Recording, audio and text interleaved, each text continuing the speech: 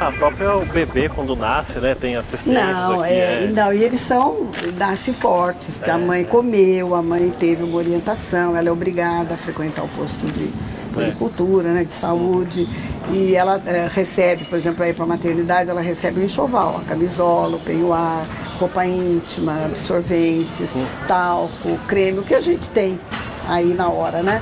E recebem a roupinha do nenê pro hospital e depois recebem o enxoval de 50 e tantas peças. Ela vem com o exame do pezinho, e isso foi uma orientação do Dr. Pagan, porque ele dá aula aqui, né? Uma vez por ano ele dá aula, o juiz, E ele sugeriu o casamento comunitário, que nós fizemos agora há 2 semanas atrás, e sugeriu o exame, né? A certidão de nascimento e o exame do pezinho. Então, quando elas trazem imediatamente, elas levam o restante do enxoval. A senhora falou que vem diversas histórias, chegam aqui para vocês do projeto. A senhora se lembra de alguma história mais marcante, de alguma mãe que chegou aqui de algum jeito? Que a senhora possa... Eu lembro de uma história bonita. Uma mãe que tinha perdido um filho, ele era usuário, né, de drogas, e foi morto, foi assassinado. E ela era uma senhora já, ela não era mocinha não, ela tinha uns 40 e poucos anos, era uma mulher assim, vivida, né, que tinha um bando de filhos. Morava lá no Parque Meia Lua. E aí ela aproveitou tudo que a gente tinha para ensinar, sabe? E ela vinha com um amor aqui, com uma vontade de aprender, e foi aprendendo as coisas que a gente ensinava, e fazendo, e ganhando um dinheirinho. E quando ela foi desligada do projeto, durante um longo tempo, ela participava aqui com uma cesta básica, ela doava uma cesta básica. Aquilo para mim foi uma coisa assim, sabe, tão pobre, né? Dentro da pobreza dela, ela fazia questão de trazer uma cesta básica pequena para doar para as meninas que não tinham. Então eu achei assim uma coisa maravilhosa, né? Vamos falar um pouquinho então do seu Paulo Ascioli, seu marido, né? Meu esposo, seu querido, esposo. meu companheiro. Fala pra gente quem foi o seu Paulo Olha, Ascioli. o Paulo foi um homem à frente do tempo dele. Ele era de um entusiasmo contagiante, sabe? Era uma pessoa que tinha fé, que acreditava em Deus, que acreditava no próximo, que acreditava nele mesmo, na sua força, na sua potencialidade. Ele, na verdade, construiu a maçonaria aqui, aglutinou alguns maçons que estavam adormecidos, e juntos eles fundaram a Integridade e Justiça. E depois, na época como homem público, no INSS, ele beneficiou muitas pessoas dentro da legalidade, dentro daquilo que era possível. Todas as pessoas que o procuravam, ele sempre resolvia os problemas, né? Tinha meios de resolver. Então, encaminhava ou escrevia carta para a pessoa, enfim, ele resolvia os problemas. Foi um homem de bem, né? Nós tivemos 5 filhos, era um pai enérgico, mas era um pai presente, que levava filho no médico, que ia na escola saber o que estava acontecendo. Que é o importante. Então ele foi um pai muito presente, fez questão junto comigo que todos eles estudassem, que todos eles tivessem uma profissão, que todos eles pudessem sobreviver na vida. Graças a Deus isso aconteceu. Um homem que dava exemplos também. Dava exemplo de dignidade, de lealdade, de seriedade, ele era disciplinador, né? Mas era extremamente generoso, alegre, sabe? Uma pessoa que cantava, que ria bastante, né? E tudo que nós fizemos de bom nós fizemos juntos. Formamos a família, uma família super unida, né? Os nossos filhos estão sempre presentes, moram todos longe. Agora eu que estou perto do meu filho, do Adriano. As filhas moram em São Paulo. Uma é delegada da Receita, a outra é médica, a outra é empresária, trabalha com florais, a outra, a Thaís, é advogada, mas trabalha com florais e dá cursos, faz palestras. E quem que está faltando? A Cíntia, o Adriano é engenheiro, trabalha na Ex, né? E quis, de toda maneira, o Paulo estava doente ainda, estava vivo, ele falou, não, vocês vão morar lá perto de mim, tem apartamento no meu edifício, vão ficar perto de mim, o papai está muito doente, e é para lá que vocês vão. E foi tramando enquanto o Paulo estava hospitalizado. Tanto que o Paulo faleceu, e na outra semana eu já estava providenciando a mudança. Ter essa vida inteira dedicada ao espiritismo de uma certa forma, entre aspas, ajuda a aceitar mais a...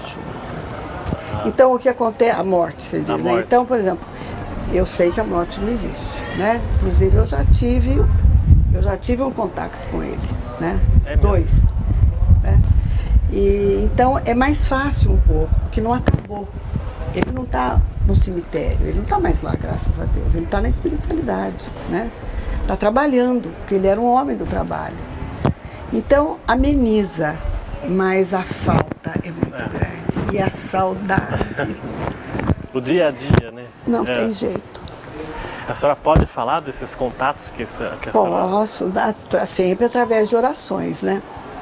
Então ele me disse que a primeira vez que eu ouvi, ele me disse, olha, eu estou bem, veja, não preciso mais disso. Porque ele ficou muito tempo com aquele catéter, que tinha problema, me desculpe, de respiração. Então ele dizia assim para mim, se eu morrer agora, e eu acho que ele sabia que ele ia agora, pode ter certeza que eu vou ser o anjo da guarda de vocês. E logo que eu puder eu vou trabalhar, porque a minha vida é uma vida de trabalho. Eu queria parar, mesmo Não. assim, né? A minha vida é uma vida de trabalho. Outras horas ele dizia, não, eu não posso morrer agora, porque nós temos muita coisa ainda para fazer juntos. Era uma pessoa muito inquieta também, né? Queria estar sempre... Ele estava sempre... Ultimamente não, porque ele ficou muito doente. Não, mas né? no dia a dia queria sempre agitado. Ele era muito dinâmico, e fazia e acontecia, não tinha medo, ele acreditava que ia dar certo. Eu falava para ele, se um dia você falar assim para mim, pula dessa janela e caia de cabeça no chão, eu vou pular porque eu sei que vai dar certo. Tanta confiança eu tinha Era nele. uma cumplicidade de vocês dois ali, né? Total. E Batuíra dizia para mim o seguinte, Batuíra é essa entidade, né? Nosso amigo espiritual. Ele dizia, vocês dois separados são fracos, mas juntos vocês são muito fortes. Ele dizia sempre isso para mim. E eu acho que sim. Então, um dava suporte para o outro, né? Então, mesmo agora, no final da doença dele, quando ele já não conseguia mais vir aqui, e eu vinha muito pouco, né? Porque não podia deixá-lo. Mas eu tinha ele lá, né? Doente, mas eu tinha ele lá, né? Na retaguarda. Ainda agora continua tendo. Né? Continua. Para a gente encerrar a nossa conversa, a gente falou muito do espiritismo, a senhora também teve uma formação católica. Como é que a senhora explica a religião? Como é que a senhora explica Deus? Olha, no espiritismo a gente não pergunta quem é Deus, a gente pergunta que é Deus, né? É a inteligência suprema, causa primária de todas as coisas. Então, não posso descrever, não é um velho barbudo, é uma inteligência maior que criou esse universo onde nós estamos, nessa poeirinha que é a Terra, né? No tamanho do universo. E eu acho que a religião, ela é necessária quando ela faz com que o homem seja melhor. Se o homem não se melhorar através da religião, então ela não está fazendo efeito nele. Não tem que ser uma coisa de exteriorização. É uma coisa que tem que ser algo de dentro para fora. E eu acredito que neste mundo, o maior aprendizado nosso é o da vivência de amor. O amor é o grande aprendizado nosso dessa humanidade da Terra, porque eu creio que outros mundos são habitados, né, na espiritualidade. E eu acho que o nosso aprendizado deste mundo é amor. E nós estamos muito distantes desse aprendizado, né? Então eu acho que é o amor assim em todas as situações. É o amor pela natureza, quando você protege a natureza. É o amor na hora que você usa a água sem desperdiçar. É o amor que você tem pelo animalzinho que está na sua casa, que é, né, um ser vivo. É o amor pela cidade, é o amor pelas pessoas, é o amor por aqueles que precisam de ajuda. Às vezes a ajuda é alguém que está do nosso lado. Às vezes é o nosso filho que está ali carente, precisando de ajuda e você não está enxergando, né? Basta um abraço. Você tem que sentir com o outro. Um gesto tão simples, né? Simples, né? Um afago. A pessoa sentir que você está presente na vida dela, uma palavra, né? Um carinho, um beijo. E hoje em dia, muito por conta disso também, as pessoas cada vez mais estão mais carentes, né? Mais carentes, exatamente. A carência é maior. Você vê que a quantidade de casos de depressão, né? De tristeza, você vê em criança pequena, problema grave de tristeza, né? Que a criança nem sabe explicar. O que é isso? Falta de amor. Então não adianta você, como pai, dar o brinquedo mais novo, o joguinho mais novo, o game mais, né, o super-herói mais famoso. Não adianta se você não der presença, se você não der amor, se não estiver junto. Converse com o filho, converse com as pessoas, sabe? Seja amável, não critique, escute, né? Releve. Se alguém vier falar mal de alguém, mostre o lado bom que todo mundo tem. Sabe? Ameniza, vamos viver mais light, mais leve, né? Com amor. E hoje em dia as pessoas, algumas, né, usam a religião até para matar outras pessoas. Você veja lá no Oriente, né, quanto extermínio, e mesmo no mundo inteiro, né? Essa intolerância. Intolerância, preconceito, mas não tem que ter preconceito. Deus é um só.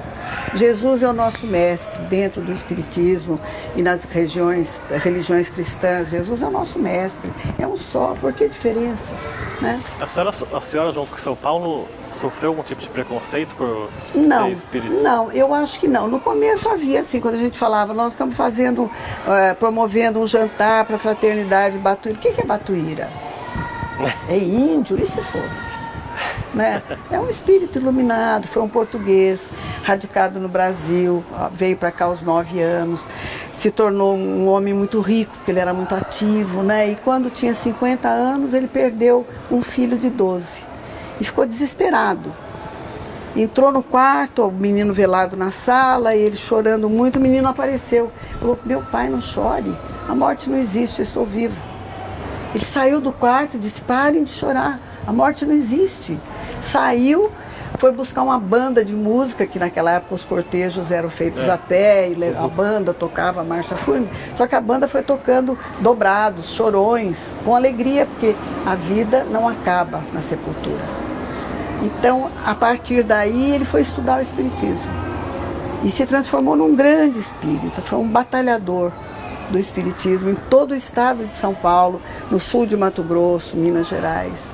Esse é o nosso amigo espiritual. O grande representante do espiritismo brasileiro é o Chico Xavier mesmo. Sim, foi o maior médium que nós tivemos. Hoje nós temos ainda o Divaldo, que é um grande médium, né, que fala no mundo inteiro, né, faz pregações no mundo inteiro, tem uma palavra maravilhosa. Mas o Chico foi um anjo, passou pela terra, né? Tá certo, dona Marcia, a senhora é um exemplo. Não, não sou não. Eu tô fazendo um pouquinho, meu filho. E agora, nesse período, nessa fase que eu estou me sentindo de luto, não na roupa, né? Mas o meu coração está de luto. Então eu tenho vindo muito pouco aqui, tenho ido muito pouco à Fraternidade Batuíra, né? Estou me preparando para voltar. Eu agradeço muito a senhora ter aceitado esse convite. Eu acho que imerecidamente, porque não sou nenhuma pessoa de relevância. Eu só fiz a minha parte. Obrigado pela sua entrevista. Eu é que agradeço. Muito prazer em conhecê-lo. O prazer foi meu. Deus te abençoe. Te dê uma vida feliz. Obrigado. Com muito amor no coração. A senhora também. Obrigada. O programa A Gente em Destaque fica por aqui. A gente volta numa próxima oportunidade. Até lá. Se falava para os linotipistas, né? Olha, se o Luiz Paulo entregar alguma matéria aí que vocês vejam que é perigosa, tal, me traz para mim. Não publica, não.